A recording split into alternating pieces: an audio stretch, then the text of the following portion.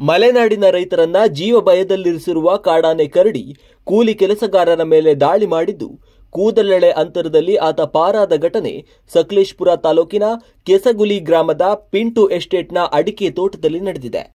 ದಾಳಿಯ ದೃಶ್ಯ ಸಿಸಿಟಿವಿ ಕ್ಯಾಮೆರಾದಲ್ಲಿ ಸೆರೆಯಾಗಿದೆ. ಕೆಲಸ ಮಾಡುತ್ತಿದ್ದ ಇಬ್ಬರು ಕೂಲಿ ಕಾರ್ಮಿಕರ ಗಮನಕ್ಕೆ ಬಾರದಂತೆ ಸಮೀಪಿಸಿದ ಆನೆಯು ಏಕಾಏಕಿ ದಾಳಿ ನಡೆಸಿದೆ.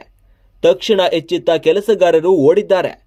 ಅವರಲ್ಲಿ ಒಬ್ಬನ ಬೆನ್ನು ಹತ್ತಿದ ಆನೆ ಬೀಸಿದ ಸೊಂಡಿಲಿನಿಂದ ಒಬ್ಬಾತ ಕೂದಲೆಳೆ ಅಂತರದಲ್ಲಿ ಪಾರಾಗಿದ್ದಾನೆ.